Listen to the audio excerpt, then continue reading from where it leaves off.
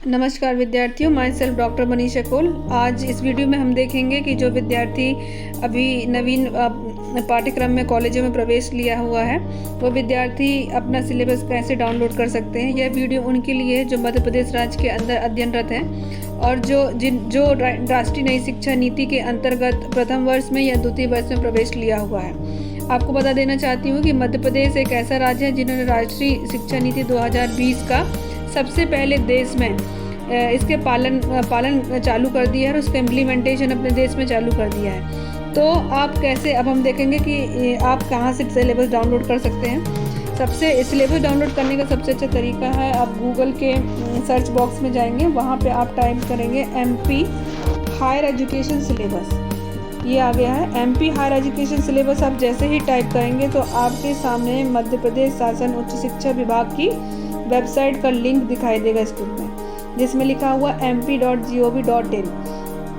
उसमें आपको ये जो पहली लिंक दिख रही है जिस पर लिखा हुआ राष्ट्रीय शिक्षा नीति 2020 अंतर्गत नवीन पाठ्यक्रम, तो हमें इस लिंक में क्लिक करना है, क्योंकि हमारे जो अभी कॉलेज चल रहे हैं पिछले 2 साल से वो नई राष्ट्रीय शिक्षा नीति के अंतर्गत पाठ्यक्रम का संचालन किया जा रहा है। तो हमें नया पाठ्यक्रम डाउनलोड करना है, नवीन पाठ्यक्रम।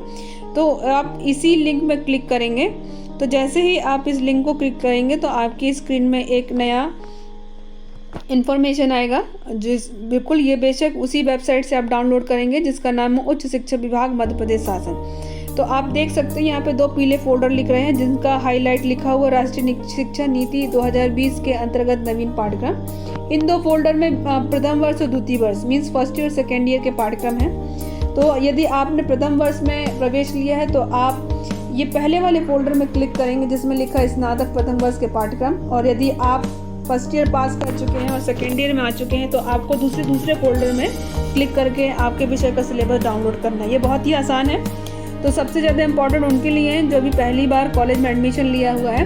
तो जो अभी प्रथम वर्ष में है, फर्स्ट ईयर में है, चाहे वो BA, BSc, BHSC या किसी प्रोफेशनल एग्जामिनेशन है जो कि मध्य प्रदेश शासन के अंतर्गत चलाए गए कॉलेज में उन्होंने एडमिशन लिया, तो उन्हें इसी फोल्डर में क्लिक करके अपना सिलेबस को डाउनलोड करना है। हालांकि ये बता दें कि राष्ट्रीय शिक्षा नीति के अंतर्गत जो सिलेबस है पूरे भारत में वह एक समान ही है। तो ऐसा नहीं है कि मध्य प्रदेश शासन के लोगों के लिए ही यह सिलेबस उपयुक्त है। कोई भी विद्यार्थी सिलेबस को पढ़ सकता है, बस ये कि संचालन कहाँ से हो रहा है ये उस पर बस उसी बात का बस अंतर है। तो जैसे ही आप क्लिक करेंगे तो जो अपनी कैटेगरी बनी है राष्ट्रीय शिक्षा नीति के अंदर विषयों की, वो विभिन्न कैटेगरी में सबसे पहले कैटेगरी में आता है मेजर, माइनर और वैकल्पिक विषय। मेजर मतलब कि मुख्य, गौण मतलब माइनर, और वैकल्पिक तो आप जानते ही हैं ऑप्शनल सब्जेक्ट।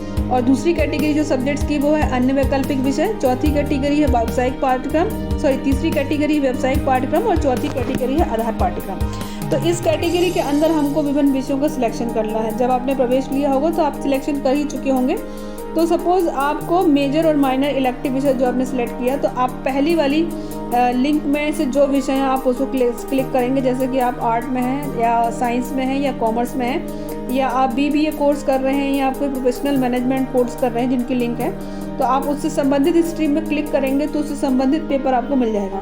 जैसे कि मैं यहाँ पे क्लिक करने वाली हूँ विज्ञान संकाय, BSc या BSc स्ट्रीम के लिए। तो जैसे ही आप विज्ञान संकाय में क्लिक करेंगे तो आपने एडमिशन के समय जो भी सब्जेक्ट चूज़ किया होगा उन सब्जेक्टों की इसमें लिस्ट आ जाएगी।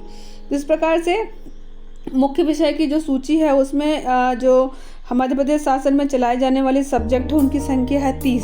तो 30 विषय चलाए जा रहे हैं। सपोज़ आपने जूलॉजी लिया है, जैसे कि मैं जूलॉजी का टीचिंग करती हूँ, तो जूलॉजी पे अगर आप विद्यार्थी हैं, आपने जूलॉजी लिया है तो मेजर जूलॉजी के लिए आप अगर इस PDF के सामने क्लिक करेंगे तो आपको सिलेबस आसानी से डाउनलोड हो जाएगा। ये सिलेबस डाउनलोड हो रहा है,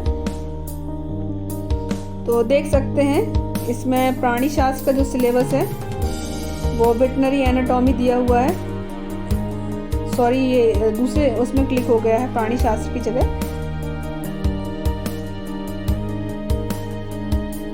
पशु चिकित्सा में क्लिक हो गया था, तो इसको जूम करके यहाँ से क्लिक करते हैं। ये प्राणी शास्त्र का बॉक्स है, प्राणी शास्त्र मीन्स जूलॉजी। तो होप सो इस बार सही क्लिक हुआ होगा। हाँ, ये जो सिलेबस आ गया है सैद्धांतिक पाठ्यक्रम थ्योरी के आ गया जूलॉजी का S1 जू L1T 1 थ्योरी पेपर है। तो इसमें पूरी सिलेबस की जानकारी आपको दी है कि ये पाठ्यक्रम आपको पढ़ाया क्या जाना है और आपको पढ़ना क्या है, कितने नंबर का है, इसमें सारी जानकारी है।